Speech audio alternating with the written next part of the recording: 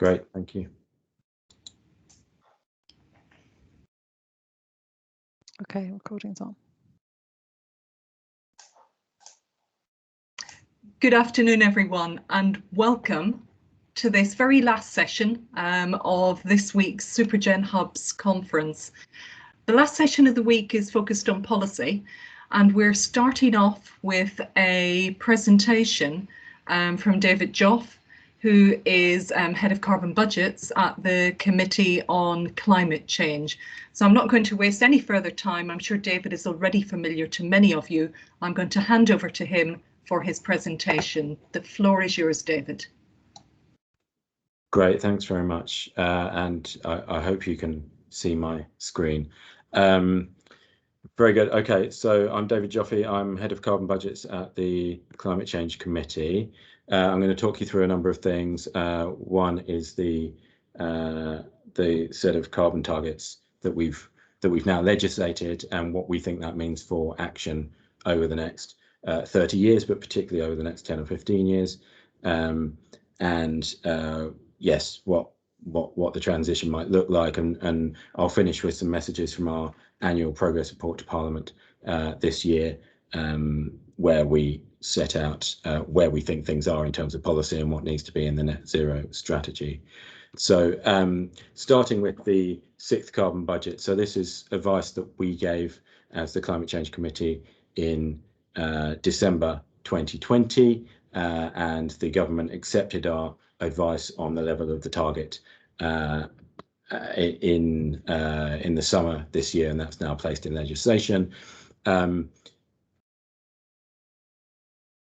Sorry, something weird went on my screen. Okay, that seems to be okay.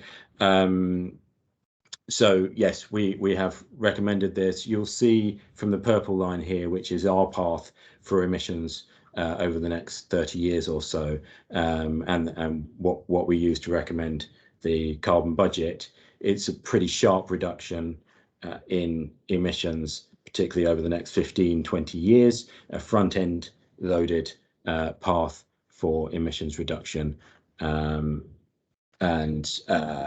that means a lot of action is required now. We're not talking about back-ending the trajectory and delaying the action. The government's also accepted our recommendation for the 2030 NDC under the Paris Agreement. So that means a lot of emissions reduction is required this decade.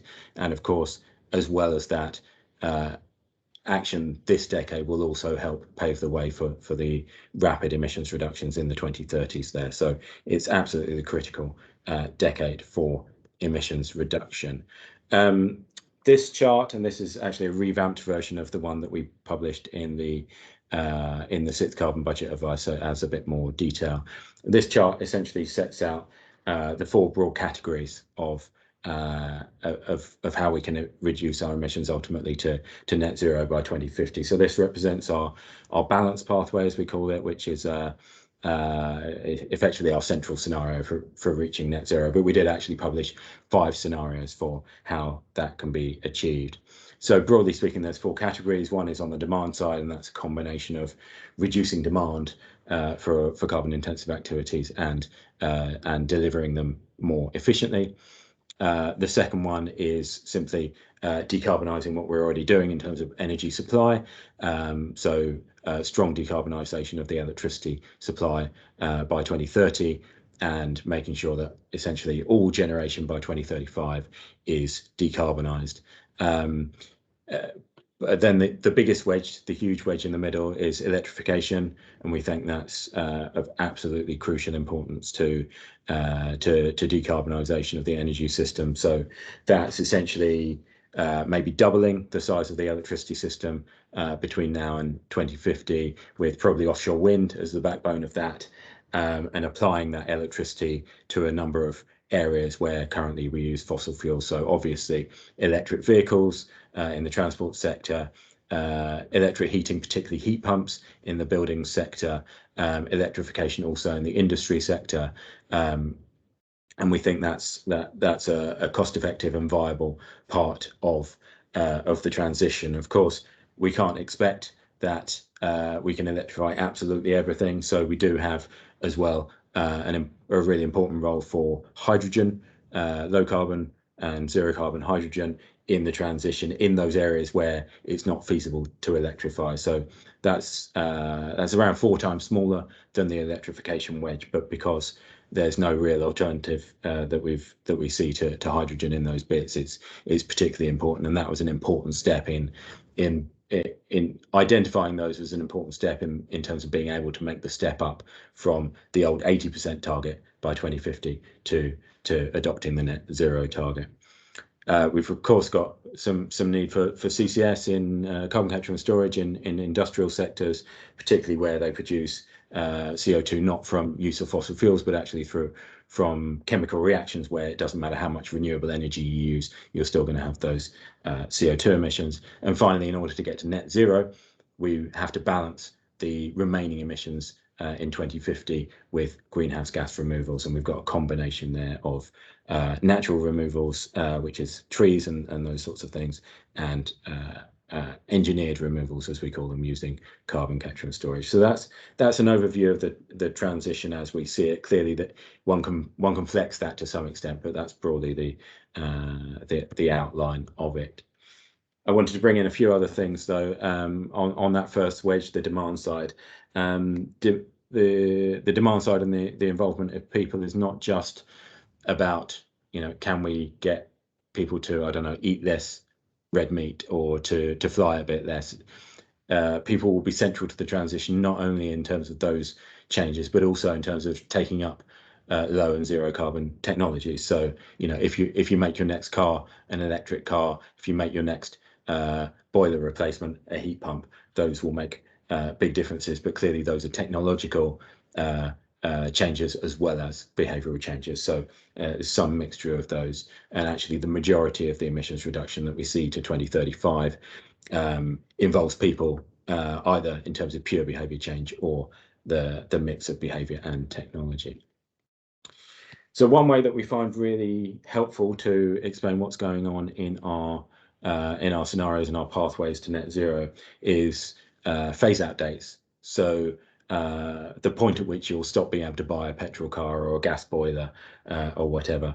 And this both, it appropriately reflects our analysis to say, well, there is some point at which it doesn't make sense to install any more gas boilers because you'd have to rip it out before the end of its life. And anyway, the economics start to make more sense in the 2030s, for example. But it's also a good way of explaining what's going on and actually what the changes are that people will see at different times. I won't go through each of these changes, but you can see that there's a big difference between the point at which you stop selling these things or stop installing them and the point at which you actually stop using fossil fuels in these applications. The big change, so for most of these, the backstop date in terms of operation is 2050. So, the point at which we'll stop running petrol cars or gas boilers will be around 2050. But the phase out date in terms of sales is 2030 to 2035. For power generation, though, we've said actually it should be fully decarbonised by 2035 because we can, and because that helps to support the electrification then of the end use sectors. As I said earlier, the progress in the 2020s is about enabling these phase out dates as well as getting the emissions reduction through the 2020s. So the next 10 years is absolutely crucial. We can't reach net zero by 2030 because we'll still have a lot of stock to turn over in the economy, a lot of cars that will have been bought already or in the 2020s before we can make them all electric vehicles, and the same for gas boilers. But actually, if by 2030 we've made a good impression on remaining emissions and we've got policies and frameworks in place that will just drive that transition, drive that stock turnover, actually we'll have done most of the job by then. Okay, brief tour through some sectors now, and I've probably said quite a lot of this already. In the electricity sector, the key priority for the next 10 years is both large-scale deployment of renewables, particularly offshore wind, but also development of those technologies that can push out the unabated fossil fuel use completely by 2035. So we think that's gas with carbon capture and storage. We think it's hydrogen turbines and roles for other forms of storage as well within the system. The government has not yet committed to this, so the Energy White Paper last year committed to phase out of unabated generation from fossil fuels by 2050. So we're hoping that the net zero strategy will come up with something more ambitious on this. In terms of the pathway for industry, we used to think industry was a hard to reduce sector. And then even after we thought, actually, you can reduce it quite strongly, we thought, but you can't reduce it that quickly. Our latest analysis and assessment says, actually, you can get pretty close to zero emissions in industry, and actually you can do it pretty quickly. We've got a path through to 2030 that will have to rely to some extent on subsidies because it's difficult to pass through the costs of decarbonisation to some of these industrial sectors. But we hope that by around 2030, we'll have an enduring policy regime that protects those companies from competitiveness impacts and allows them to pass through the cost to final consumers.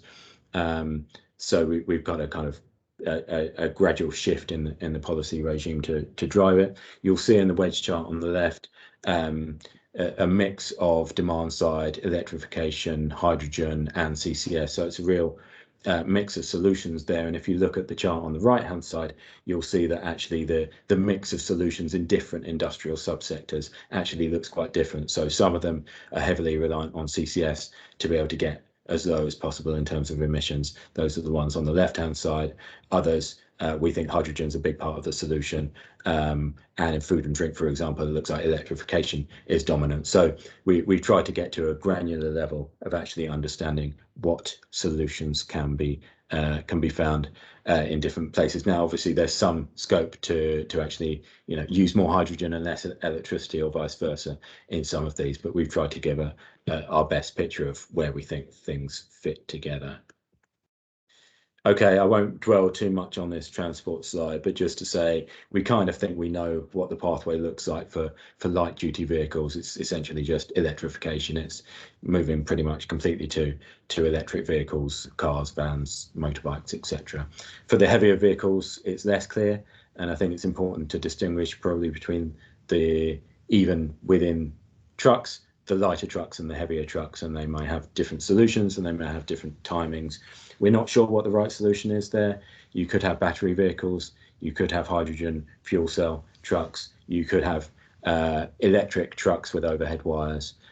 We think the 2020s is the time for making those decisions, and we need to trial some of these solutions and actually understand better how they'll work. We also need to understand what other countries are going to do, because clearly these are vehicles that will cross borders, and they need to be compatible both with the UK and solutions elsewhere. So still decisions to make in a number of sectors, but we have, I think, the broad outline of what the potential solutions look like. Okay, I'm moving on now to what we said in our annual progress report to Parliament in June this year, where we've assessed where we think the government is at in terms of its ambition and its policies on the way to net zero. And bearing in mind, we've actually now had the net zero target in law for over 2 years, but we haven't really had the strategy for how it's going to be met. So we made an assessment of that. Clearly, it's a moving target. We've had things published on transport and on hydrogen even since then, so those haven't been included in this assessment. And clearly, over the next couple of months, we would expect to get a lot more, including the overall net zero strategy. So in terms of where we're at, we've assessed the government's stated ambitions in a number of areas. So we started with the wedge chart I showed earlier and took all of those emissions reductions and put them into 4 categories: fully on track, potentially on track, some action, but risk of falling behind, and falling behind, which is essentially just a gap. And when we look at it on an ambition level, it's a bit under 50% of those emissions reductions have an ambition that's either appropriate or kind of in the right sort of ballpark. But we've got a gap of just over 50% where there are quite major concerns and potentially some some major gaps there as well. So that's not a great picture in terms of ambition, but clearly the sort of strategy documents that we'll have seen in recent months will help to have closed those to some extent, and we would hope it to be closed a lot further by the time we get the net zero strategy.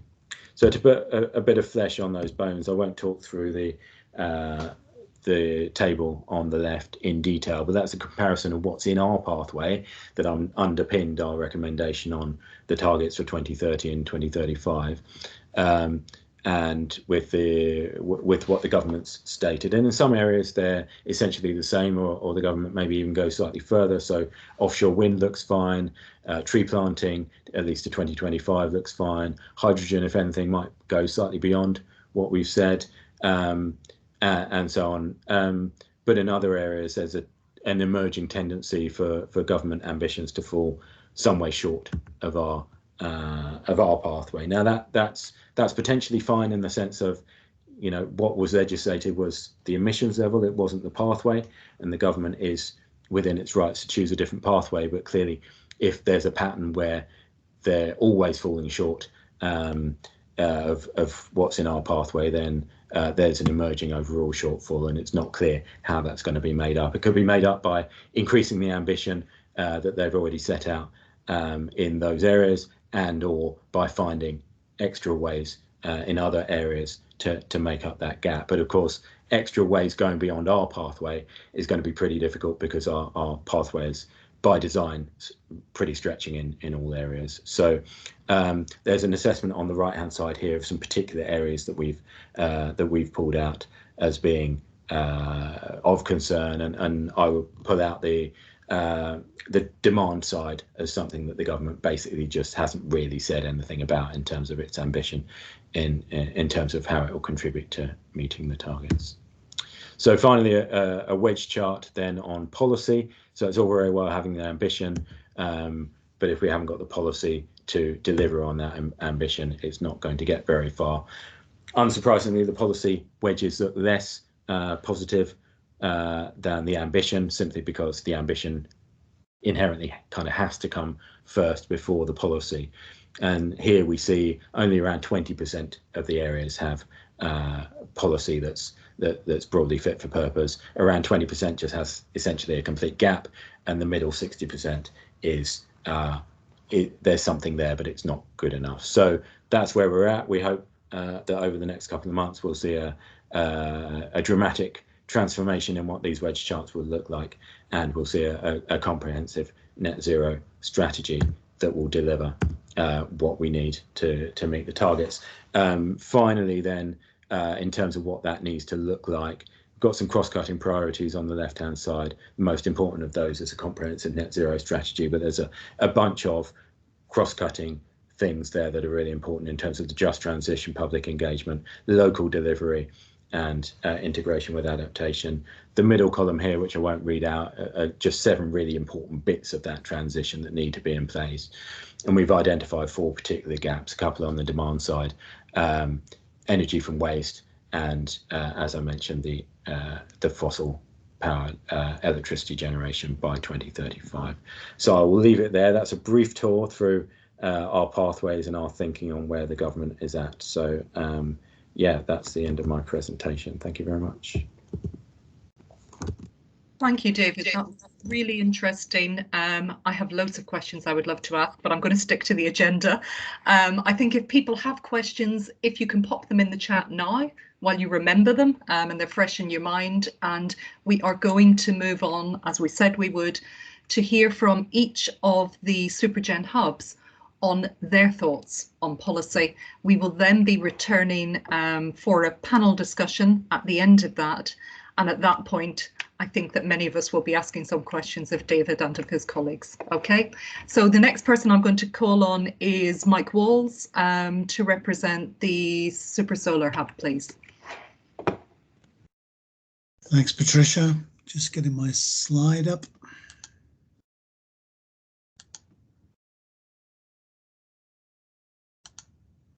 Can you see that? Not yet.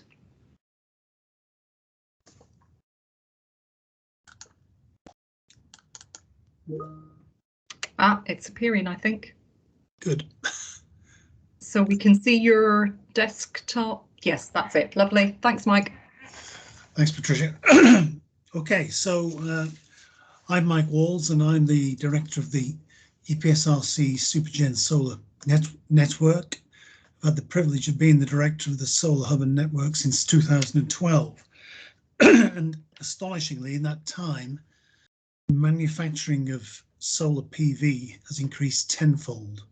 In fact, since 2004, it's increased by a factor of 200. So this is an extraordinary industry growing at a compound rate of about 35% per annum. And as a result, worldwide, it's the most important form of new electricity generation. In the previous session, we heard that in the UK, we're forecast to have 40 gigawatts installed by 2030, and that will supply 12% of our electricity. So solar has a very important role in mitigating climate change by replacing fossil fuels in electricity generation. I'm proud to say that the solar research community in the UK has punched way above its weight. As an example, I draw your attention to the development of perovskites at Oxford University, led by Henry Snaith, who was one of our speakers. This is the single most exciting new development in solar over the last 20 years. We could see the potential of perovskites way back in 2012 and decided to mobilise all the flexible fund resources that we had in the hub to support Henry's discovery. I think this is a great example of how EPSRC's policy of devolving decisions over the use of flexible funding can work. By bypassing the normal proposal system, we were able to immediately take advantage of an enormous opportunity. In terms of impact, Oxford Photovoltaics was spun out by Henry and has attracted huge investment. And as we heard it just an hour ago, is on the cusp of delivering product. I should also mention NSG Pilkington. Pilkington is the exclusive supplier of high-value coated glass. In fact, half of a thin film cadmium telluride module to First Solar. They have a very, very close relationship. First Solar produces about 8 gigawatts of PV per annum, and it's increasing its manufacturing very rapidly. And we believe that in 2021, Pilkington will supply almost 100 square kilometers of coated glass for this application. Just shows you the scale of the industry. So there'll be many other success stories, including improvements in organic PV, improvements in theoretical understanding, improvements in measuring device performance, innovations in asset management, including aerial thermography, and work on anti-soiling. The UK is also involved in high-efficiency multi-junction 3-5 technologies for space applications through IQE. However, despite its importance, solar is a young technology and there's tremendous scope for further discoveries and improvements. And to play a part in achieving net zero, we need to decrease the cost of solar electricity. This will naturally lead to increased deployment. So the main driver is the cost. You might wish to know that in some parts of the world, the cost of solar electricity in terms of from auctions is down to about 1 cent, 1 US cent per kilowatt hour in the Sun Belt. And in the UK, we're down to 4.5p per kilowatt hour, unsubsidized. But we can drive those costs down still further. The way we can do that, the ways we can do that are as follows. We can improve. Mike, we need to conclude, please. Yes, I'm just concluding. We need to, if we improve device efficiency, then this will have a direct effect on solar electricity. We need to look at the reliability and durability of PV because of the the experience we've now got in managing solar utilities. And I'd also like to draw your attention to new areas of applications such as building integrated, automotive, agri-photovoltaics and indoor applications. All of these will increase deployment of solar. So in summary, PV has become the most important technology for new generation for replacing fossil fuels, and despite its success, the technology is still young and there is enormous scope for further improvements. The field is full of commercial opportunity and we're not done yet. Thanks, Patricia. Thanks, Mike. And next we're moving on to offshore renewables with Henry Jeffrey, please. Thank you very much, Patricia, for that introduction. I'll just pick up my slides and maybe you could confirm when you see them. I can see that. You might want to full screen it, Henry. You have it full screen now? Perfect. Great. Okay. Well, thank you very much, Patricia, for that introduction, and thank you for the organisers for inviting us to take part in this session. I'm Henry Jeffrey from the University of Edinburgh, where I lead the Policy and Innovation Group, and I'm also a co-director of the Offshore Renewable Energy Supergen Hub, where we focus on wave, tidal and offshore wind technologies. All of our technologies are at different stages of maturity, some more mature than others, with offshore wind being by far the most mature, followed by tidal and then wave energy. Because of that difference in maturity, then what they require is a complex suite of policies at the right time, at the right place, and of the right shape in order to make sure we have the most efficient and effective development and deployment of the technologies. And it's really a complex jigsaw for the policymakers, making sure that we have that balance of technology push and market pull policies that will deliver deployments of offshore renewable energy at least cost to the bill payer, while at the same time making sure that there's an economic return to the UK economy in terms of GVA and jobs. So within the Offshore Renewable Energy Supergen, we performed an analysis in collaboration with the Energy Systems Catapult here in the UK, the Joint Research Centre in Europe and the International Energy Agency, looking at if we had set input costs, target costs for these offshore renewables, then what role could they play in the energy mix at both the UK, European and international levels in the future. And so what we've done there is we've shown that, and I will just focus on one scenario at UK level, where the Energy Systems Catapult have forecast that if we do meet those set planned cost targets of 90, 100 and 150 euros per megawatt hour by 2030 for floating offshore wind, tidal and wave, then that would allow us to have around a quarter of the overall UK energy mix delivered by offshore renewables by 2050.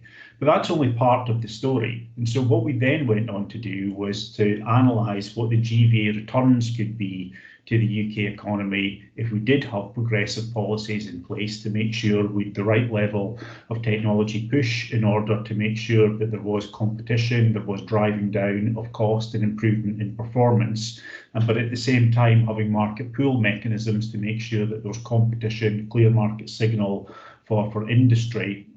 And the balance of those two sections of policies, making sure that we have the ability to have the security of supply that comes from offshore renewables, the carbon benefits, but also the economic returns to make sure that they do play a real role within the just transition.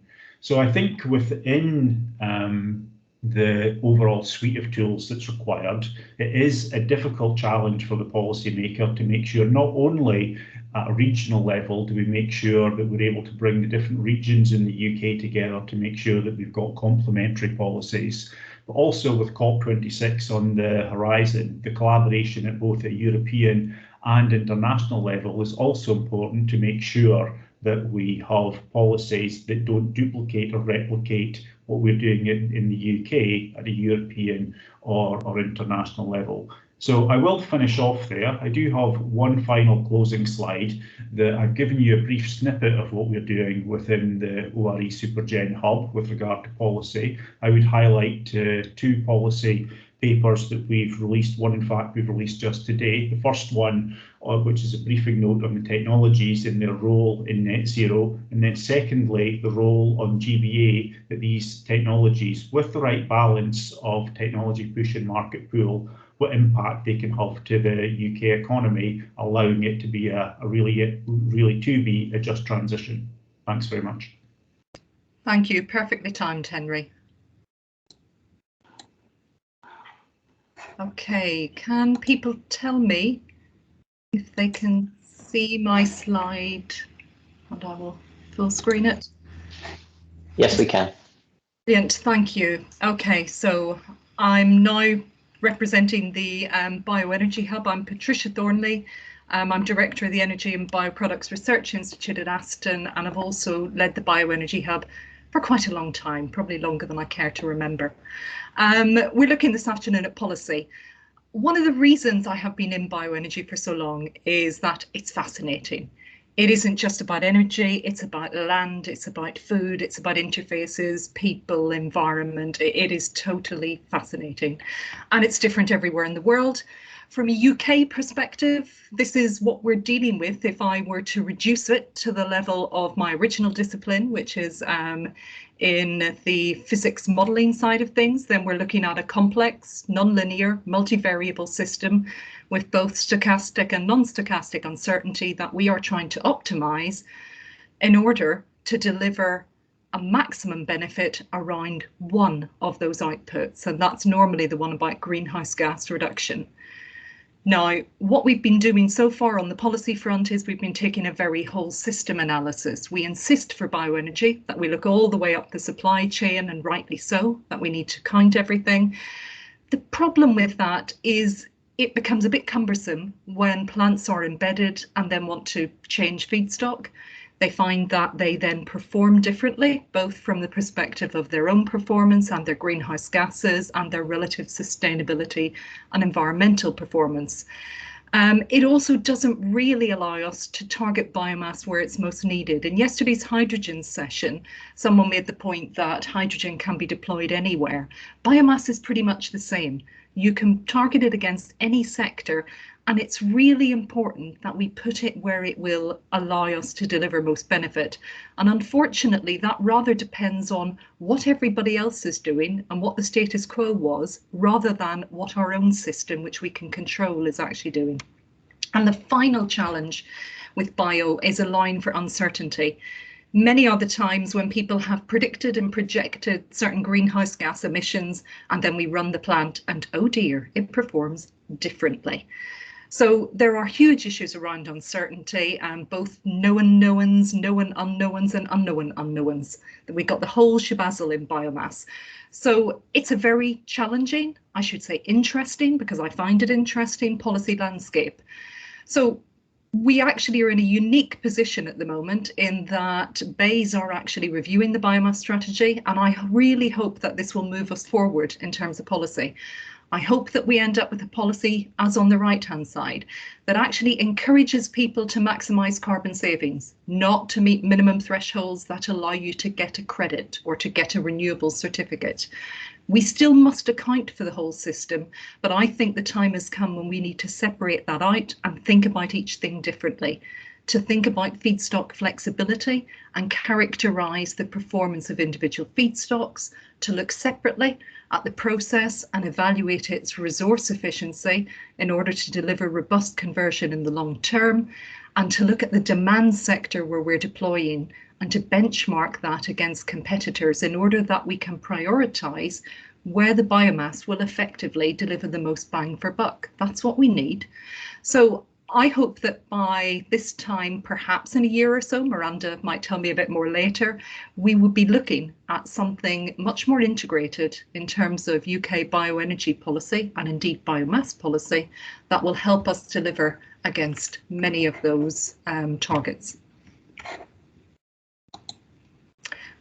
Okay, and now I switch back to my chairing role and I ask for our next presenter, who is Peter Taylor for Networks, please. Thanks very much, Patricia. Hopefully you can see my slides okay. We can indeed. Jolly good. So yes, Peter Taylor representing the Supergen Energy Networks Hub.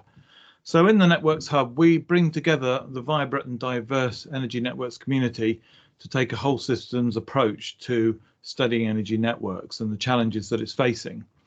And clearly, one of the biggest policy challenges that facing government at the moment is how to deliver on its net zero greenhouse gas commitment. And in the Hub, we're undertaking many strands of research to help advise government at all levels about the policy and regulatory changes that will be needed for energy networks to play their full role in supporting that net zero goal. But we're also interested in how networks can become more resilient to the changes in climate that we know are already taking place. So let's first take a look at how our energy system might need to change. So it might be a little bit hard to read these in detail, but I'm going to run through them, noting the colours. So the chart on the left shows the current energy flows, with natural gas, which is in blue, being the most significant energy vector. Then we've got electricity in yellow, also important. Biomass is brown, a small role at the moment. And then the final one is mostly oil, which is particularly important in transport. And then the chart on the right shows the leading the way scenario from National Grid. And that presents a very different pattern of energy supply in use by 2050.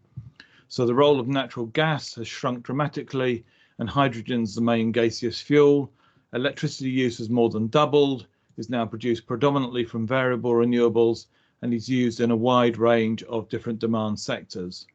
The role of biomass has also increased significantly, and there's no longer any oil. And clearly such changes will have very profound implications for energy networks, but often these are not really explored. As we see in the excellent presentation from David Joffe, there's a lot of analysis of the end use sectors and of electricity generation, but very little said about the networks that connect production to use. So at the moment, most heating is supplied by natural gas, leading to large seasonal swings in demand, while the electricity profile is flatter. But moving forward, the various energy networks face very different challenges. By 2050, it's likely that we'll have a much smaller gas network, and much of that which remains will need to be repurposed to carry hydrogen. In contrast, the electricity network will need to expand to accommodate increased demand from electrified heating and transport, and also will need to accommodate a much larger share of variable renewables, as we saw previously. And at a local level, district heating networks may become more widespread, while district cooling may also feature significantly for the first time. So this all poses very significant challenges for policy and regulation. Current electricity and gas networks are regulated assets, while district heating and cooling are not. And for the last 30 years, the regulatory regime in the UK has focused on reducing costs while maintaining security of supply. But that's changing as climate change priorities become a dominant driver. So, for example, the new Rio price controls are designed to be more agile, enabling network companies to invest ahead of time to meet net zero challenges, while also still recognizing the need to protect consumers from higher costs than are necessary. But I'm quite certain that future changes will need to continue in that regulatory regime as we move towards 2050. Another really important thing to take into account is the profound implications that all these changes will have for consumers and wider society. It's therefore important to understand what these societal impacts will be and to minimize any adverse impacts, particularly on those who are most disadvantaged. And this chart from the Energy Systems Catapults shows some of the most important behavioural changes that can contribute to net zero. Many of these may incur costs to consumers, and so it will be important to make sure that all sections of society can participate in and benefit from the energy transition. So one idea that is gaining significant interest is that of a multi-vector energy approach, in which rather than each network being planned and operated separately, one takes a whole systems approach to planning and operating those networks together to maximize synergies and minimize costs. However, there are still enormous research challenges in this area. The complicated interactions and interdependencies between energy networks need to be clearly understood. New methodologies and assessment tools need to be developed to better understand cascading failures, vulnerability and resilience. and the fragmented institutional and market structures of different energy systems need to be redesigned to realise the benefits of synergies between these energy networks. So the research programme of the Supergen Energy Networks Hub is designed to explore the issues raised in this talk, with many research strands, as shown on this final slide, that can help inform the policy and regulatory challenges that will be needed to deliver affordable and resilient energy networks that are fit for a net zero future. Thank you very much. Thank you, Peter. And our next speaker on the panel is Yulong Ding, representing the Storage Hub. Thank you very much. I try to share the screen and let me see how to do it. There is something somewhere.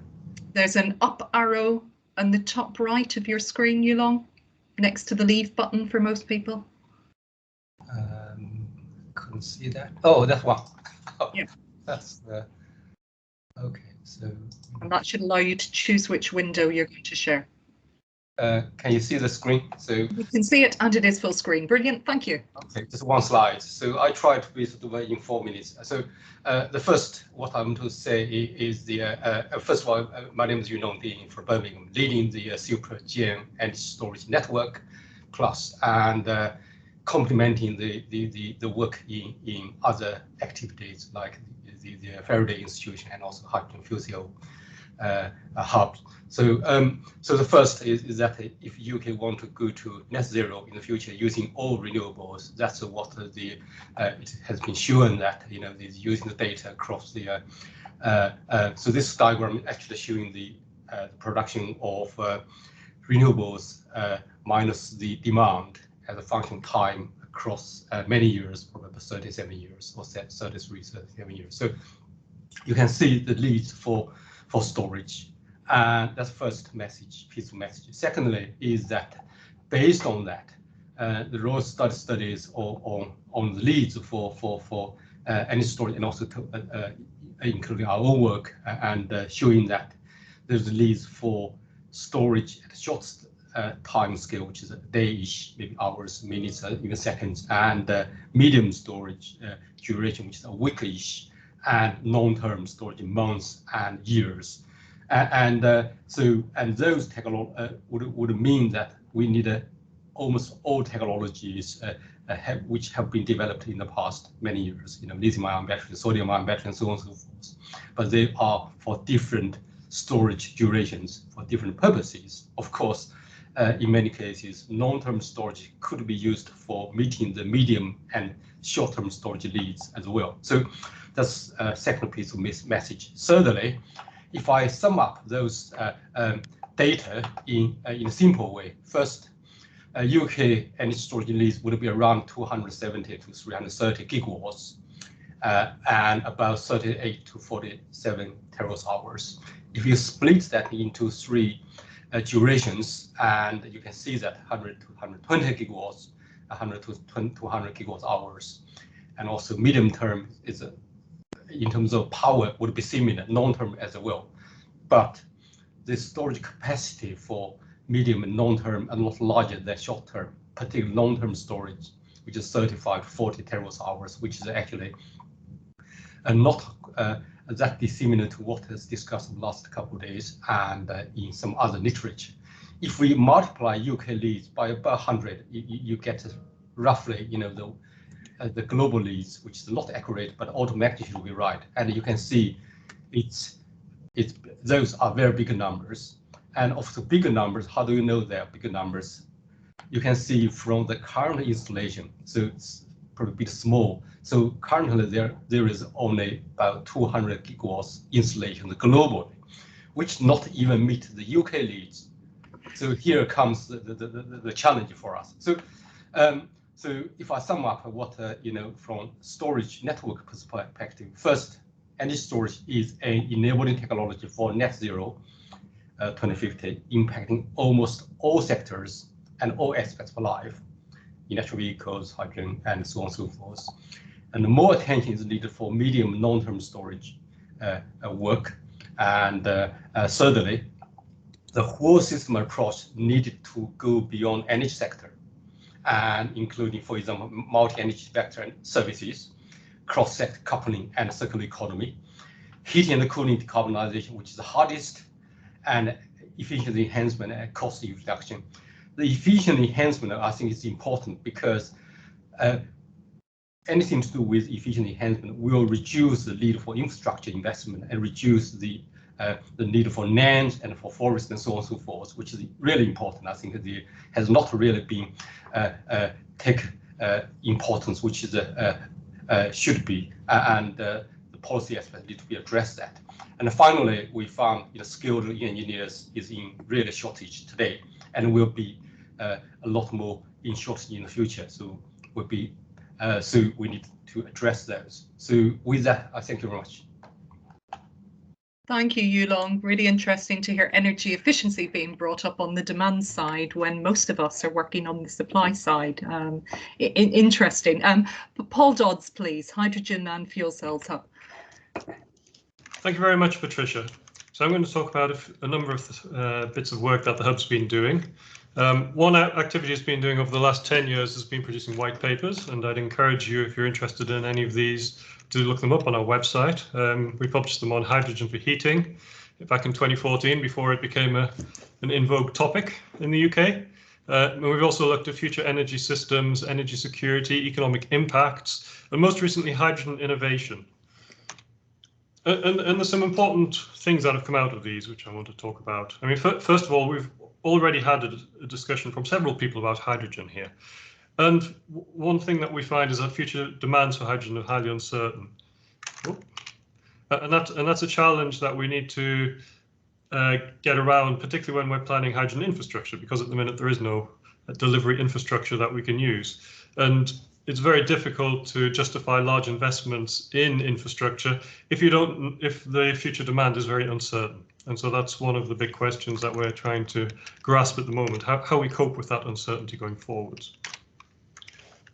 In our innovation report, we talked to businesses about UK's strengths and challenges in the market. And we find actually that there's a very small UK market for hydrogen and fuel cells, and that's a real impediment to UK businesses growing and having an impact on a global scale.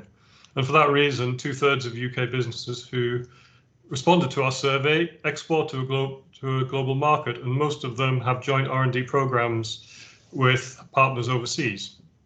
There's also issues over access to finance and shortages of skilled labour, but the good news is that they do like UK universities for the broad expertise and the world-class research. Now, this month, well, last month actually, August, the hydrogen strategy, which has been long awaited, was finally published by the UK government. Perhaps unfortunately that most of the discussion following the strategy focused on blue hydrogen. So hydrogen comes in lots of different colours these days. Green hydrogen is hydrogen produced from renewables. Blue hydrogen is hydrogen produced from natural gas with carbon capture and storage. And it always has some residual emissions to it. And a paper came out in July which claimed that blue hydrogen was actually worse than burning gas, or in some circumstances coal, without abatement, without carbon capture and storage. And so there's been quite a lot of debate in the press. If we do have a look at this paper, they make a number of assumptions that we might not agree with. So for the upstream emissions are about 30 times higher than what we might expect using UK domestic gas for producing blue hydrogen. And that's because the leakage rate is, they assume a leakage rate from the fields of 3.5% methane, and methane is a very powerful greenhouse gas, whereas we assume only about 0.5% in our current UN FCCC submission. Secondly, they assume a 20-year global warming potential, whereas we tend to assume a 100-year. And for methane, that's a difference of 86 and 28. And thirdly, so that makes one major difference for upstream emissions. And then if we look at the actual plant itself, we assume a future plant that we would build, which is designed to capture carbon dioxide, it would do that much more efficiently and would operate much more efficiently than the very old plants that they looked at, which have had carbon dioxide, which have had carbon capture and storage added as an afterthought in order to do enhanced oil recovery, and where they're not really interested in capturing all of the carbon dioxide, just the easiest part of it. And so when you put all of that together, emissions that we assume are far, far lower than that paper would have assumed. Now, saying that, if we were to replace all existing natural gas in the residential sector with blue hydrogen, as things stand, you'd still have 7 megatons. If you were using UK domestic gas, you'd have 7 megatons of carbon dioxide emissions. And if we were to use US LNG, we'd have 36 megatons, in which case it would almost certainly not be a viable route. And so you do have to be very careful about the source of the natural gas you use and what sorts of emissions are involved with it. In a similar way to how the biomass sector has been worrying about this for quite a number of years. Now, there is a consultation as part of the hydrogen strategy on creating a green hydrogen standard going forwards. And part of that includes a report which tries to estimate the emissions involved in producing hydrogen from various routes. And actually, that they're pretty consistent with the numbers I've just shown you. The numbers I've just shown you are a bit on the lower end because they're assuming a pretty successful plant and a pretty clean source of gas. But the US LNG figures for upstream extractions are much higher even than the high CCC figure on the right here. And the Hub has been contributing to this work through work on a green hydrogen standard, which has been going on for the last few years. So we published a paper on how you characterize such a standard based on how you define it, how you set up a guarantees of origin scheme, and the various challenges that are involved in doing this. And one challenge is shown on here about where you actually decide what the boundaries of the carbon accounting system are. So if you're interested in this area, I'd very much encourage you to get involved. The government has a Hydrogen Advisory Council, and there is a working group in this area. And also there is the open consultation at the moment in which, to which you can respond. Thank you. Okay, thank you, Paul. We've heard now from each of the academics who represent the different Supergen hubs, and we're now going to move over to the wider panel discussion that we have, which is, I think, entirely comprised of non-academics. I hope so. And I'm going to ask each of Miranda Elliott, Jim Fleming, Frank Gordon, David Joffe, Peter Smith and Gavin Slater to turn on their cameras now. And what I'm going to do is go around each of you in the order that I've just given and allow you to give your instant reaction and thoughts on what you've just heard or what you'd like people to think about. And then in the meantime, if people could put in the chat any particular questions for the panel, then we'll pick up on those afterwards. Gavin, I can see that you're with us, but I can't see your image yet on screen from your camera. So maybe if you want to have a look at that, we will start in any case with David, please. David Joffe. Thanks, Patricia. And there's a lot to react to, so I won't be comprehensive. I think, you know, that there's so much really interesting work going on. I think, you know, now that we've got the legislated targets and we will soon have the net zero strategy, the question is, well, how can we do it better than we think we can do it at the moment? So, you know, clearly we have a whole range of challenges that we have identified and the government has identified and so on. But, you know, in various areas, we're actually well ahead of where we thought we'd be 10 years ago on renewables, on electric vehicles and so on. So, you know, where are the areas where actually the government and CCC and so on is being too pessimistic? I'm really interested in that. So, yeah, any thoughts gratefully received. Okay, thank you. And I realised that I did that in the wrong order. I should have had Miranda first. So Miranda, please, over to you now. That's all right. I was happy to hand over to David there from the CCC. So I head a team that's based in renewable electricity in Bays, who are working on the new biomass strategy, which will be published in 2022. And the immediately publication, sort of the nearer term publication from us will be the policy position paper, which will be something that hopefully will be published pre-COP, although obviously after the net zero strategy. It was interesting hearing some of the thinking and the challenges. Particularly, we worked with Patricia, and she highlighted some of the great opportunities, but also challenges around biomass as a feedstock because of its flexibility, and that's something we're very, very conscious of. And similarly, that is something that, you know, priority use may well depend on actions taken in other sectors, for example, as hydrogen develops, which is that real question and you know, the uncertainty for us, which makes it very, very challenging to determine levels of demand at the moment. I'm really positive to see the work that's being done. Public appetite for change is something that concerns me, and in our engagement, increasingly, the level of cost on consumer is something as well that we are very, very conscious of. And I think that may be one of the tensions between some of the areas of research and sort of priority use, because actually, ultimately, how is this going to be paid for? And certainly with Treasury, we are conscious of that. But yeah, no, I mean, it's great. It's sort of really important to see this type of research as well that can be looking at what happens at the longer term and in the medium term. I'm also very, very conscious of the comment David made, which picked up something Patricia had said on Wednesday around the value of the near-term carbon reduction, because ultimately without that, you know, you need to have the flexibility and the opportunities to have longer-term options, and there is a really important role in preserving those options, and that requires nearer-term carbon removal. Am I handing over to Peter next? That's fine. Thank you, Miranda. And the next person that I have on my list then is Jim Fleming, please, from UKRI.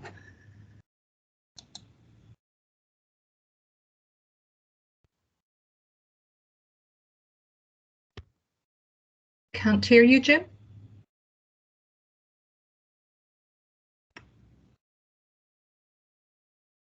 No, still can't hear you.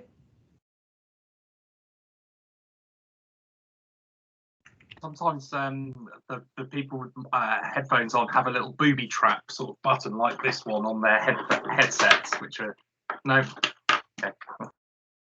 Okay, I'm going to leave you, Jim, to try and sort that one out, and I'm going to move on to Frank Gordon, please, from the REA. Frank. Thanks, Patricia. I'm sure I have IT problems as well, but not at the moment. So yes, thank you very much for the invitation to talk today and to join the panel. Really distinguished group of individuals, so thank you very much. So I'm Frank Gordon, Director of Policy at REA. We're a trade body for the renewables industry, and we cover all of the technologies and indeed all of the sectors, including electricity, heat, transport, and the circular resource sector as well. So I guess my perspective is from an industry point of view, and really we see a role for every technology. We've heard from all those fascinating hubs and all the great work going on there, or some of the great work going on there. And for me, it's really a case of making sure that they can all play their part. Each one has a role to play, and that we don't put all our eggs in one basket of one particular technology in one particular sector, but we allow them all to have a role to play. So there's already been some discussion, I think, in the chat around the role of bioenergy, for example, and we can see that it does almost contribute around 10% of our energy final energy consumption at the moment, and we think that could go up to 16% within the next few years without too much effort. So even areas which are there's a range of different technologies which can deliver at scale, and we need to make sure that we are unlocking all of those benefits for the system. The REA have released a strategy earlier this year about setting out a pathway to net zero, which lays out hundreds of different barriers for renewables to deploy in the country and to reaching a circular economy, as well as several similar number of possible solutions to this. So I won't go through all of those now. You'll be relieved to hear, but certainly we can chip in with a number of those. Yeah, thanks again. Look forward to the discussion. Okay, thank you, Frank. Jim, do we have your microphone yet? Hopefully. Brilliant. Go ahead. So apologies. My laptop actually died earlier this week. I'm on my son's rejected laptop. He's got a new one. So just to say, I mean, quite how much I enjoyed all the talks, particularly if I start with David, I think it was a really good example of showing how difficult meeting net zero is going to be, and where you meet really difficult problems. I think this is really the role that research comes into its own. And I think I completely agree with what Frank just said, you know, so I think we need every tool in the toolbox. And so that's why I think I really enjoyed all the talks we had today. And what a great overview they gave of some of the sort of the achievements and what people are looking to do in the next few years, from the role of the of super solar and perovskites, which I think sort of potentially has a huge impact, certainly globally and hopefully in the UK, through to the sorts of things that all the other centres we're talking about. But I think I'd like to just sort of look about at some of the sort of bits in between centres, so sort of the integration of sort of the networks and energy storage, which I think is going to be sort of a huge role for research going forward. And for example, then with hydrogen, how it interacts with perhaps most of the other areas that have been described. So whether that be with sort of hydrogen from bioenergy or from or then sort of interacting with offshore renewables as well. And so some of those examples we've seen, just want to highlight some of the things that we've been doing recently is to we funded a program grant and the Refuel project, which is effectively looking at how we produce hydrogen from offshore renewables. We currently have a call for grid scale storage out, so a lot of the things that Yulong was talking about. And just today we've launched 2 calls around hydrogen, one fairly small call for research, but then looking for 2 coordinators, hopefully to lead some fairly extensive hydrogen projects that we will be looking to take forward, CSR dependent. I'll hand over then. Thanks, Jim. Next on my list is Peter Smith. Peter, you come from a different background to some of the colleagues here, coming from an advocacy side and indeed focusing on some of the issues that others have raised and said can't be done, like converting the public and you know, doing things at the very small domestic level. So your thoughts, please. Thanks very much, Patricia, and thanks very much to Supergen for inviting me here today.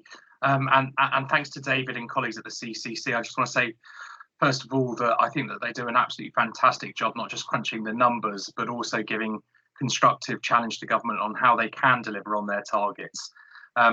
Crucial role for us for the CCC is mitigating any adverse impacts on fuel poverty. And again, I think that they've rightly underlined the potential to do that over a number of years through focusing on energy efficiency and driving down unnecessary demand for energy.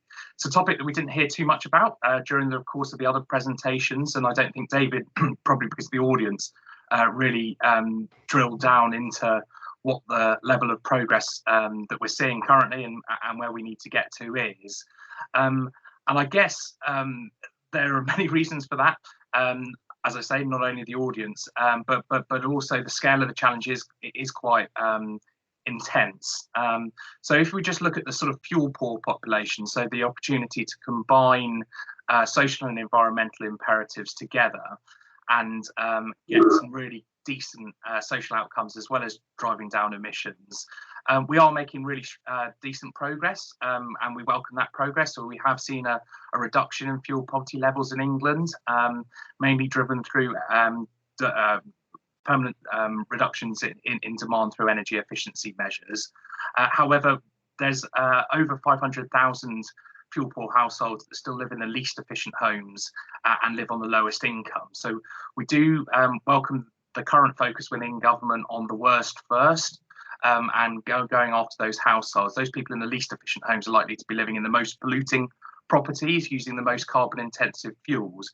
And if we can tackle them first in the same way that David described the CCC's general approach, we can go at some of the worst stuff first and sustain those benefits over many, many years in the build up to 2035 and out to 2050, then it will be not only to the benefit of the environment, but also to those households that are living on the lowest incomes, who can see some absolutely life-changing improvements to the quality of their life and financial savings if their homes are made super energy efficient.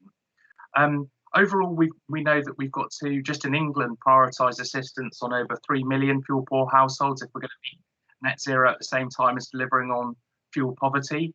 So we are well short of that. And whilst we welcome the current and emerging programmes, with the exception of the energy company obligation, which should run out now till 2026, we don't have visibility on the necessary policy instruments that are going to deliver on that ambition. I hope to come in later just on what the scale of that needs to be across the UK housing stocks, and not just looking at fuel poverty. But I've welcomed the presentation and particularly David's contribution. So thank you very much for inviting me along. Thank you. And I'm going to move to our last panel member, Gavin. I can't see you, but I hope that we'll be able to hear you. Gavin Slater. Yeah, hi there. Can you hear me? We can indeed. Thank you. Go ahead. Unfortunately, I can see me, which is horrendous. You've all been excused that terror. The disbenefit of going last, I guess, I agree with everything that's been said so far, and I'm really grateful for all the presentations, each of which discusses a technology that we have in some capacity installed or are in the process of installing in the city of Glasgow. A lot of the discussion is very much at the national level, but I think this just demonstrates the complexity at a city level and how difficult it is to try and work our way through these technologies. I very much agreed with the points on solar and solar's contribution. I'm a huge fan of solar, and believe it or not, the sun does shine in Glasgow. Anyone that tells you otherwise is lying. And we do very well with solar, and we do well with other technologies as well. And we're seeing these all being put in. I think the slides talking about the mix of these various technologies and their input in a sort of systems-based approach is certainly where we as a city, that's where our headspace is at. I agree very much with Frank's comments about that mix of technologies. It's absolutely critical that we have that mix. And that mix is largely dictated by geography as well. We benefit from a little bit of sun, but a hell of a lot of wind up here. So the mix up here is probably substantially different from the mix in other parts of the UK. But nevertheless, it's a mix all the same, and we are constantly dealing with the increasingly new technologies or the rate of change of existing technologies and how they play into that system. So we have been installing battery storage at various different capacities. We have, megawatt installations of solar and isolation all tapped into the grid, each of which is playing its part. But it would be disingenuous to say that's something that we are fully on top of. One of the concerns I have for cities is that we are often chasing innovation, often chasing the latest technology, and often driven by government subsidy or government appetite for a particular technology. At the moment, hydrogen in Scotland is being heavily backed, and that's great. We're interested in hydrogen, but there are other technologies that can solve a lot of the problems that then the backing stops and it becomes more difficult. I'm very pleased that Peter brought up fuel poverty. In Glasgow, if you've heard any of the leaders' speeches or anything in relation to COP26, what's core to what we're doing in Glasgow, as well as the climate emergency that we declared in 2019, is ensuring a just transition. So this is all for naught for Glasgow if we don't take every single Glaswegian along with us and make sure that their life is improved immeasurably, by the interventions that we put in place. And that's a real challenge. It's a real challenge often to engage people that are in that situation. We find very much that I spend a lot of time talking with academics, talking with advocates, talking with interested parties, but it's much harder to reach out and get to those people who are most affected by climate change and most affected by the change in provision to their energy systems or the change in costs of energy to them. We have recently just completed the creation of our Glasgow Climate Plan, which sets out how we aim to achieve to be net zero carbon by 2030. I think David's comments at the start about 2050, but the work that we do to 2030 is critical to get us to 2050. I completely feel an affinity for that. We're aiming for the moon, trying to do the best that we can by 2030. It's a big ask to consider ever being net zero. And I should say by 2030, we are saying net zero carbon. So we are focused on CO2 emissions for that target. But we'll make a big dent in that target and you know, push us towards what in Scotland's a 2045 target by doing that. We've also just completed a citizens' assembly, and that's a really big attempt to try and bring those people across various different demographics to come into the conversation and discuss with us what they want from a net zero city, what they need, what their concerns are. You know, for many Glaswegians, an electric vehicle is just, it's a silly dream. You know, a huge number of Glaswegians don't have any vehicles. So they're more interested in active travel. They're more interested in cycling. They're more interested in good, clean public transport. So, you know, geographies, I've seen someone in the comments mentioning geography. It's a huge influence on every approach. And ultimately, policy at a national level is very good, but it tends to get done in cities. That's where the work happens. That's where the changes are made. So I'm heartened by a lot of what I've heard. I think it's great research, and I look forward to hearing more about it. And I'm sure it will have an input on what we do in Glasgow. And hopefully, when you look at Glasgow, you'll see some of that coming to bear. Thanks, Gavin. And just for those who aren't aware, we've been in touch with Glasgow City Council recently about trying to do something again across all of the hubs during the COP week that focuses on that engagement with members of the public. And that has come up quite significantly in the chat and in what people have said.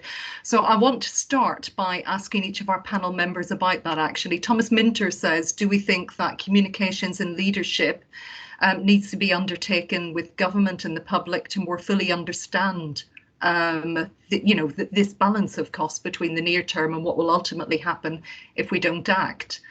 I think I'd broaden that a little bit. We had the UK Climate Assembly last year. I attended a weekend of that where we had the delight of 2 days of engagement with a bigger variety of people than I have ever come across in my professional career. It was brilliant. I really enjoyed it. But do we need more of that? I'm going to start with Gavin and Peter on this and then work my way back to others. Is communication a key piece of this jigsaw, or based on David's graph earlier, where public action actually, I think, was only around half of what you were looking for in terms of the carbon reductions, can we rely on things more centralised? Anyone want to start with that? Perhaps Gavin or Peter? I'm happy to come in. I completely agree. I think communication is absolutely key. And going back to David's point about behaviour and its contribution, it's not just about that. We need citizens to be behind the decisions that we are making. We need them to understand the changes that we are making. We need them to adapt to those changes and support them. And we can't do that without really good communication. And that communication can't be about us just telling people what's happening. We have to start co-creating things with people in our cities and in our areas. And that sounds easy to say because it's much more difficult to do. We have recently been through quite a lot of policy development around our circular economy and particularly around Glasgow's climate plan, and through several different pieces of engagement and consultation and communication, all of which made so much more difficult by the pandemic, of course. But clear in all of that was the crucial input that the citizens of Glasgow have to helping us understand what we're doing and whether we're doing things right. And ultimately, when we were doing the Citizens' Assembly, I gave a presentation on many of the good things that the city's done, and much of the action was we had no idea. You know, a lot of what happens in terms of networks and decarbonisation is often invisible in terms of energy efficiency and stuff. If it's not overcladding, people tend to not realise it. If it's not their own premises, they don't know what's happening. And it was clear that we're not really communicating properly what we're doing. So there is a need to continue the ambition, but also to spend more time getting people to understand what we're doing, why we're doing it, how they can be involved, and how ultimately they can help us shape that direction for us until 2030 and 2045 and down south until 2050. Thanks, Gavin. One of my abiding memories of the Climate Assembly was a young woman with an asthmatic child who lived off gas grid and was relying on coal for heating, and seeing her trying to reduce her carbon emissions was just totally inspiring. Peter, anything from you on the public engagement side of things? Are we doing enough? Should academics be doing more? Or is that more the role of councils and agencies like yourselves? Or central government. So I think I think it's absolutely right that we've got to engage the public, but it's a case of what we engage them on and what we talk about. I think it's difficult to argue against the need to better expound the multiple benefits of cleaning up our planet and starting at home, looking to make improvements with moderate changes to behaviours and also giving people chance to reduce not only their consumption of energy but their outgoings. I don't think that they're, particularly in the case of England, and I know a lot of valuable advice work goes on in the other devolved nations, including Scotland and Wales.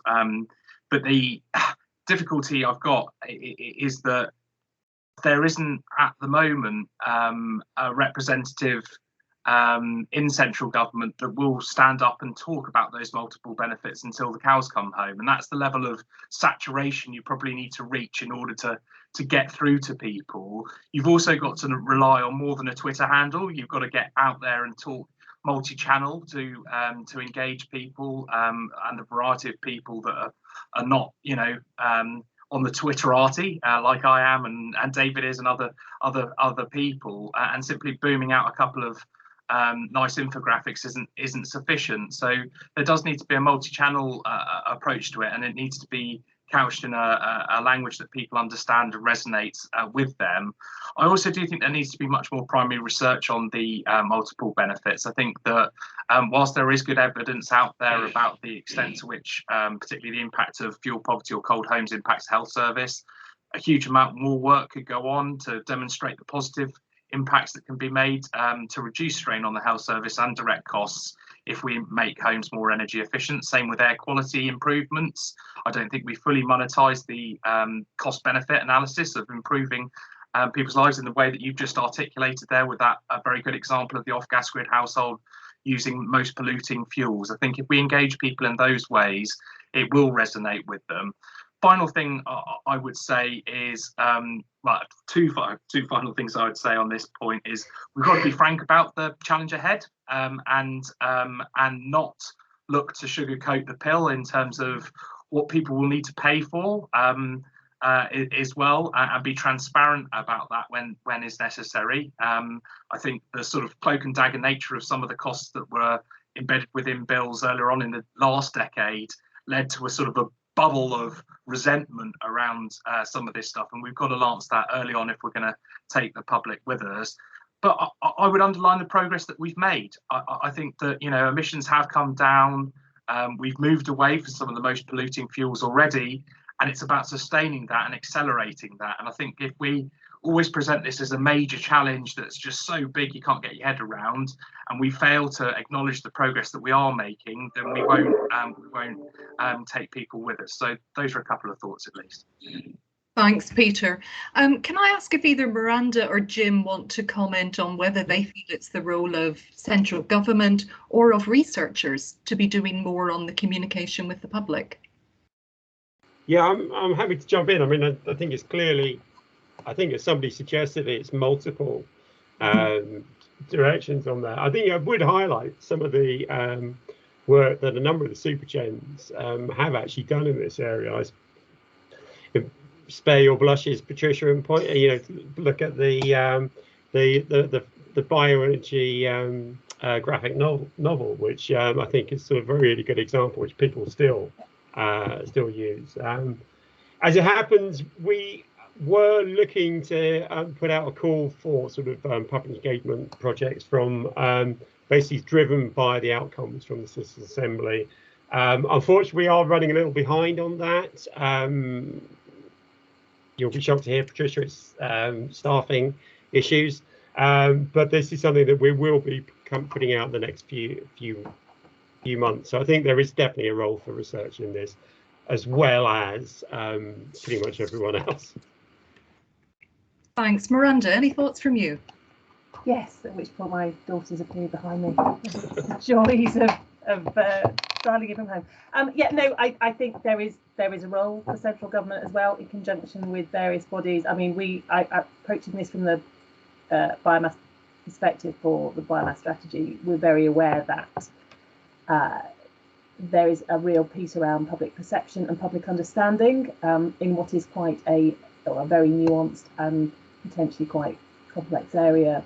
And taking Peter's point around expressing things in language that is accessible and is relevant to people is really, really important. And that's just expanded on the scale of something like the net zero strategy and the work that will need to be done around public perception and public understanding. I can't speak for that team, but I know that it's something that we're very aware of, and certainly with the government timescale at the moment and things like spending review, conscious that there's sort of various bids around and people are keen to do that. But as ever, it has to be linked up with research, with representative bodies, with local authority as well at that level, so everybody can kind of make debate more open and transparent, because there is a cost to it all, and it's a cost that may be borne, that needs to be borne fairly amongst different groups.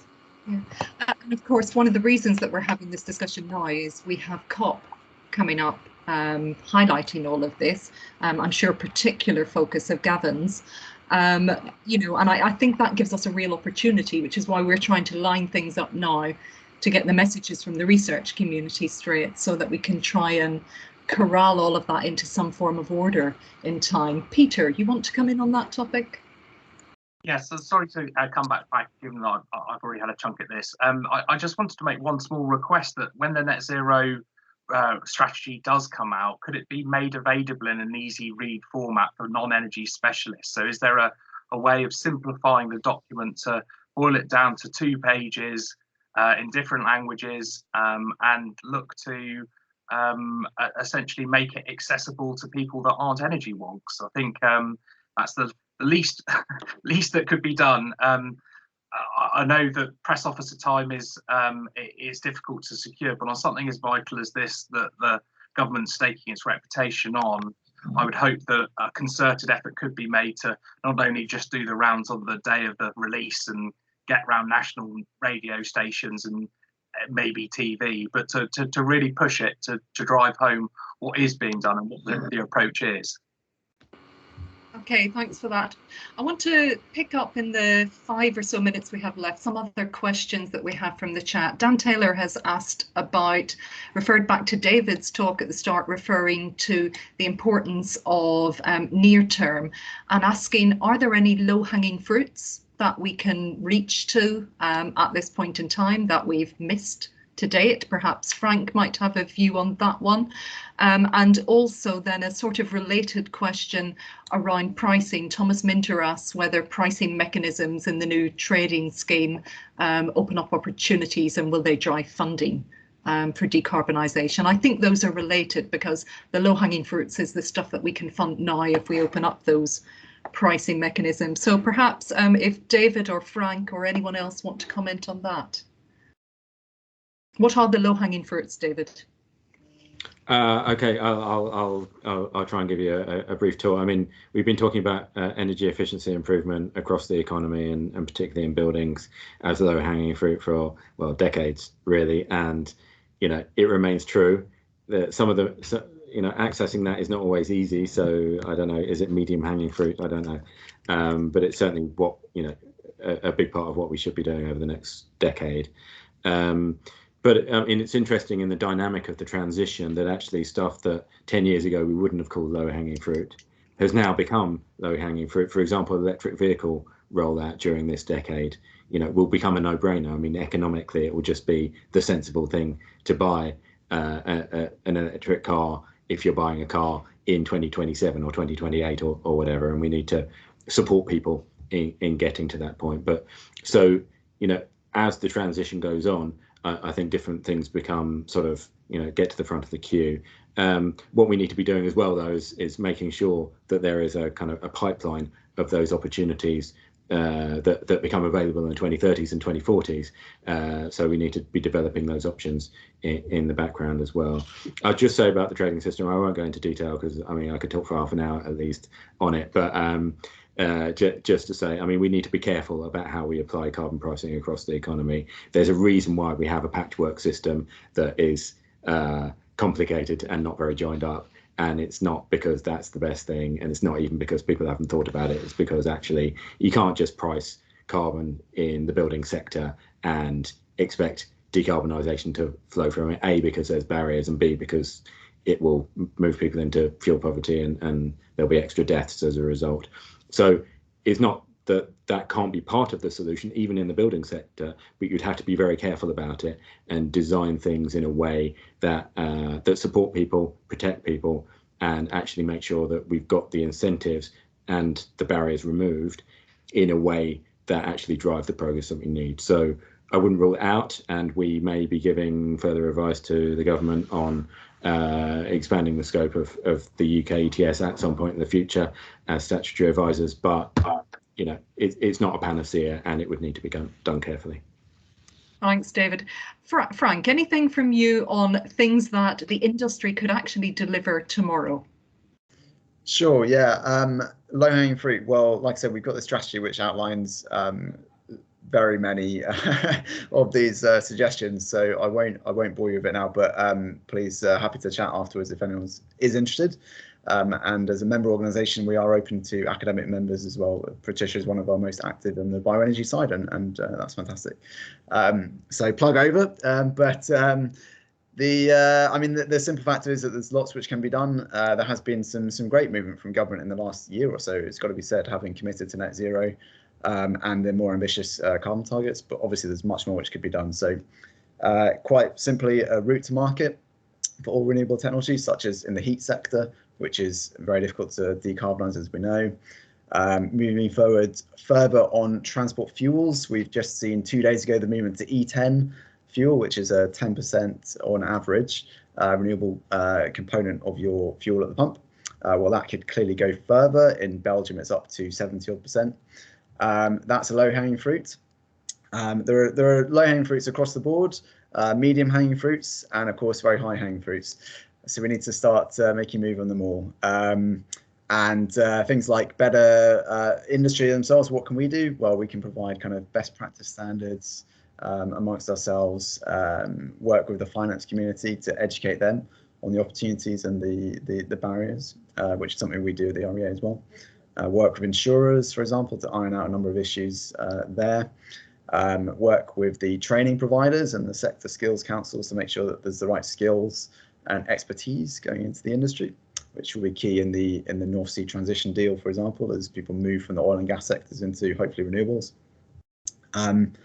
There's a range of those issues. So grid networks as well, for example.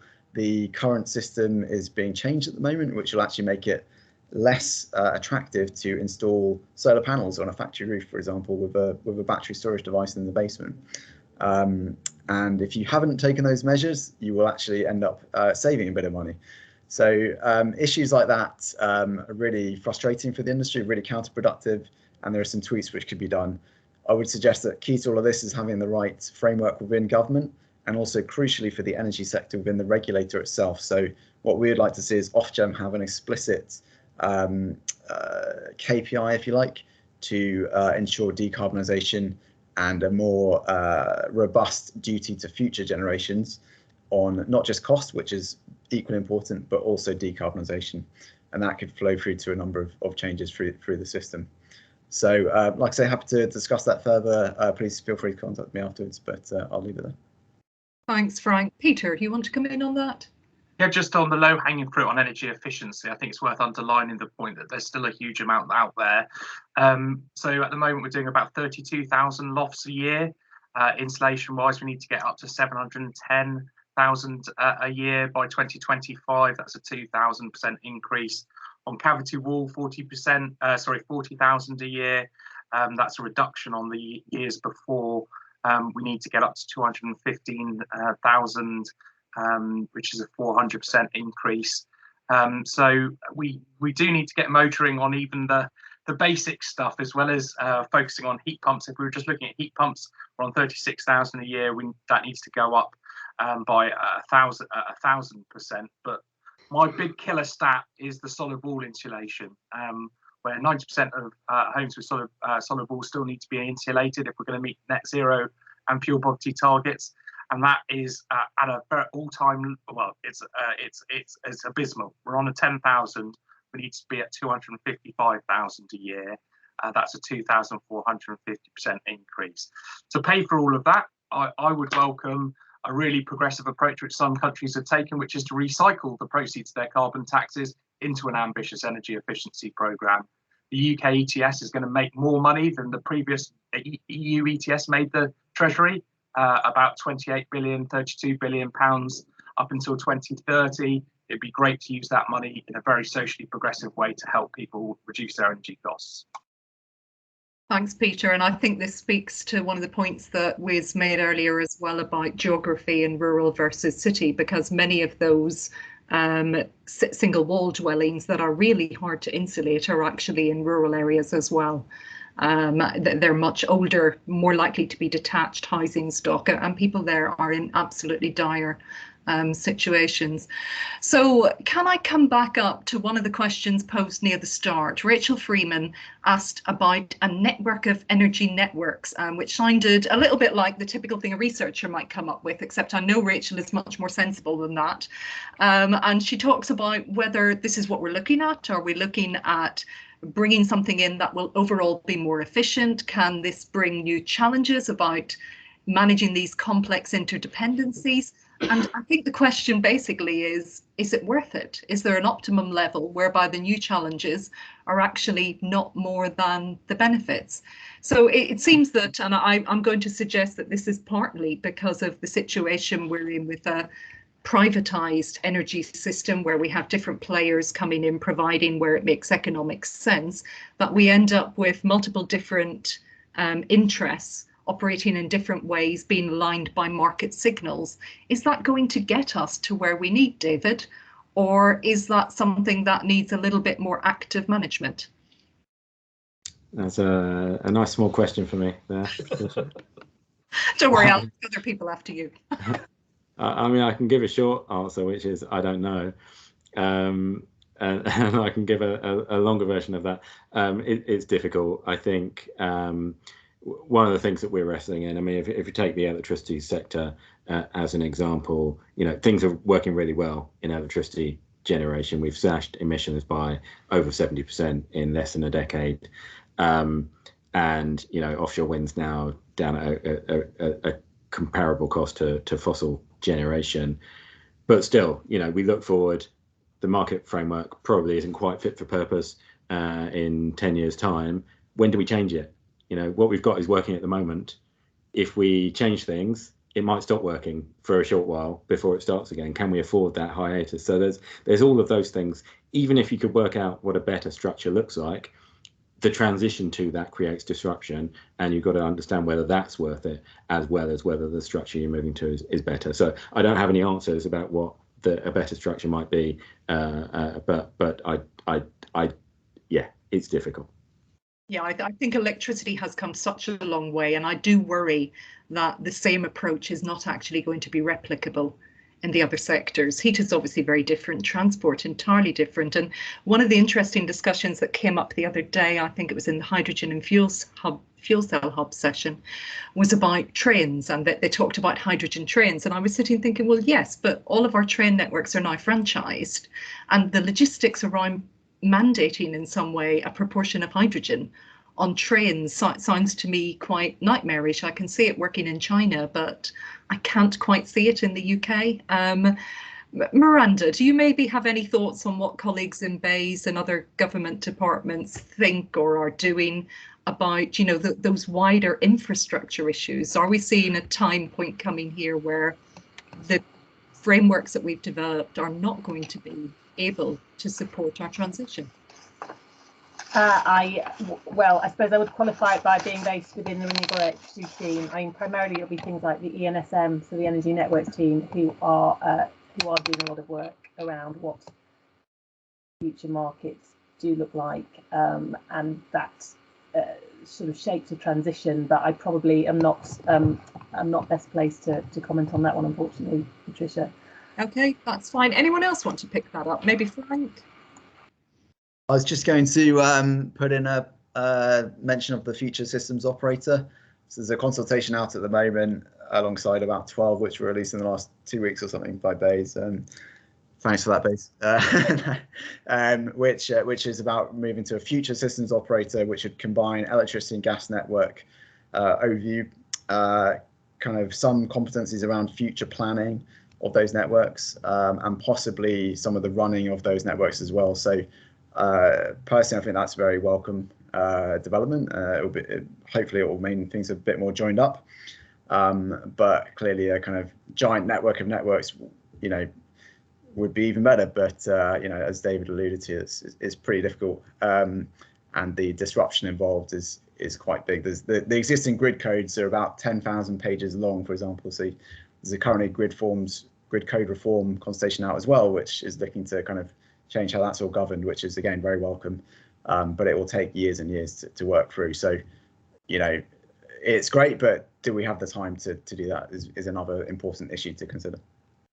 Okay, we haven't had any new questions in for a while, and Peter has his hand up, so I'm going to come to him. But after that, as a warning, I'm going to come to each of you and ask you what you would most like to see come out of COP. So over to you first, Peter.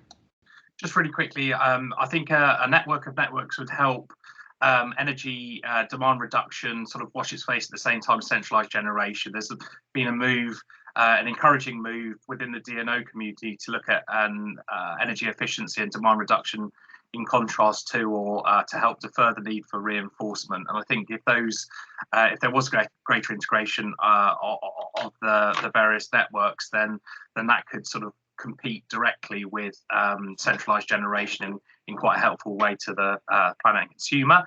I'm talking as Peter Smith rather than NEA now, but I also think that there's huge opportunities to wipe the legacy costs of the RO out of the bill and take that off the burden that consumers are paying for that. I think it's very, very welcome, the huge amount of progress that's been made to decarbonise central generation, but we're still paying for some of those early RO projects, and some of them were quite generous back in the day. So I think we could remove some of that support by just paying it out. So that would be one of my recommendations. The securitisation of debt could be one way of bringing the cost down even further for UK PLC.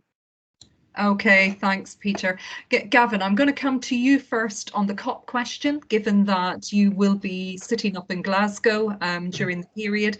So what would you most like to see come out of COP26, isn't it? Yeah. Yeah, the obvious answer is a Glasgow agreement, something that really takes us to the next step on this journey. But more selfishly, I think we'd like to see a real legacy for the city. So this has been a long time in the making, through a pandemic and a lot of difficulty. I really hope this helps to further the discussion in Glasgow about how we deal with the climate emergency and how we become net zero. I really hope it helps to engage people at all levels, all demographics. And ultimately, I hope Glaswegians can see visibly, very quickly, the benefits of hosting such an amazing event. Okay, thanks for that. Frank, what about you? The REA, I presume, has a set of asks around COP? Yeah, we've always got asks, unfortunately for Miranda and her colleagues. No, well, I think Gavin put it amazingly there, really. A Glasgow agreement sounds pretty good to me. Yes, it's global consensus on the need to decarbonise and some of the making the most of the available technologies out there to do it, which would be across the piece, like I was mentioning earlier. So. Likelihood of achieving that, Frank? Where would you rate that? Global. Not sure. We're going to be official observers up there, so hopefully we'll have a bit of an eye of what's going on. But I think that's above my pay grade to make a prediction on that. But fingers crossed. The great thing about being a researcher is you have total freedom of speech and can speculate on anything at all. So, Jim, maybe we'll have something from you then, from your research side. Yeah, I'm a copy Pete and have a personal and a professional, which are my personal, which is very similar to what Gavin said about sort of a real legacy. That a lot of the issues we talked around public engagement are actually sort of are help, but not in a short-term way, but very much in the long term. Professionally, I'll be very parochial and hope that it directly leads to sort of a very beneficial and comprehensive spending review outcome for UKRI and particularly for areas to meet net zero. Okay, thank you. I'm going to go to Peter, then Miranda, then David. Peter, please. Yeah, I think personally speaking, obviously in agreement. Got 2 young children. Want to make sure that they're not suffering the ill effects of climate change as a result of our generation's actions and its predecessors. So I think personally would like to see that. I think undoubtedly from a professional sort of NEA perspective, recognition around the need for a fair and affordable transition, and the fact that that isn't seen in binary opposition to climate imperatives. So I think that would be the hope, and obviously Boris Johnson delivering on the goods and demonstrating that can be achieved in the UK.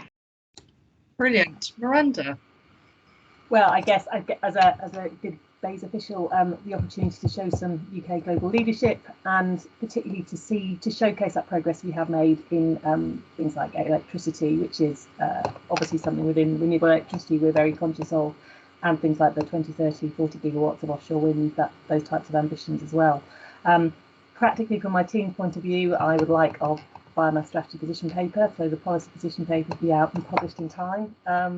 So that's kind of taking a lot of our efforts, but yeah, it would be really good. And again, you know, for Gavin, to Glasgow is an amazing city, to showcase all the work that's being done at a city level as well as at a national level as well. It's a fantastic opportunity, and you know, as a parent, I just hope it will lead to some positive changes for us all.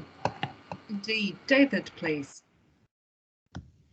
I'll build on the excellent comments we've had so far, and I definitely agree about UK leadership being part of that, hopefully.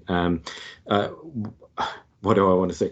I want to see all the major rich countries commit fully to concerted action in the 2020s in line with the sorts of NDCs that we've seen emerge recently, but as one thing setting a target and another thing actually really committing to do it. So you know, that's the fundamental thing in terms of pulling down the emissions curve, is just the big countries need to pull their weight, but the smaller countries also need support, and we need a global finance solution to support them to do that. So yeah, those are among the asks I have for COP, but yeah, I'll leave it there.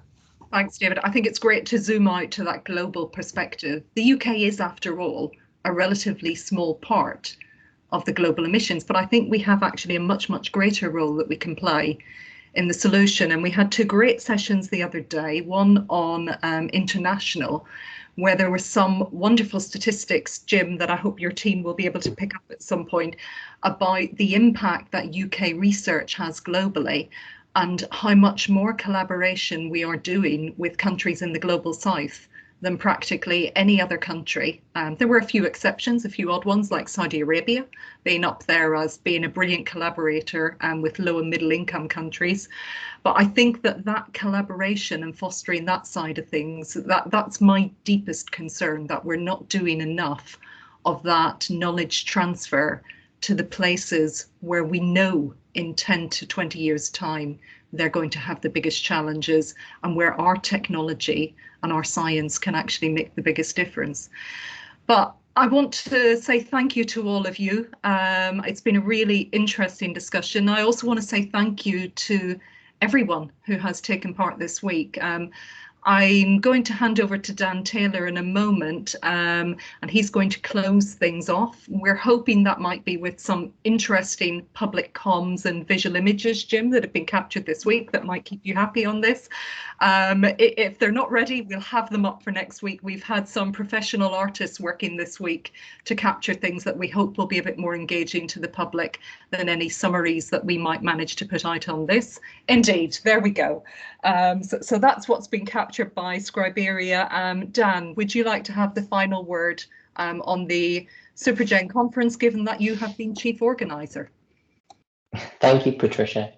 So, yeah, as Patricia said, my name is Dan Taylor and I'm the COP26 engagement manager for the Supergen program, and I've been working with the Supergen hubs to put together this conference, as well as to try and tease out some of the images that we're seeing on screen, and this is actually the first time I've seen it too. And I'd just like to say thank you to Liv, who is our scribe behind the scenes, who's put this together for us.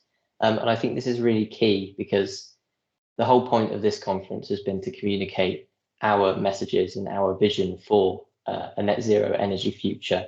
And that means a lot ahead of COP26.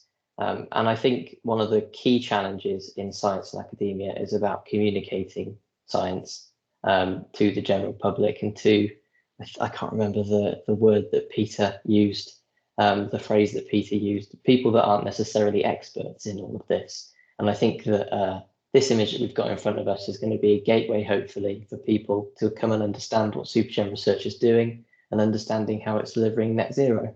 I'd like to say thank you to all of the speakers and all of the hubs for the past 3 days. We've had over 750 people register. We've seen about 550 different people come along over the past 3 days, which I think is absolutely fantastic, and a real credit to all of the work that the Supergen hubs are doing. So I'm very wary that it's 10 to 5 and it's actually sunny here in Birmingham. So I'm going to go and enjoy the sun and have a bit of a rest. And I think you all should too, because we're working really hard, and I think but there's plenty more to be doing. So thank you very much, everybody. Thank you, and well done, Dan.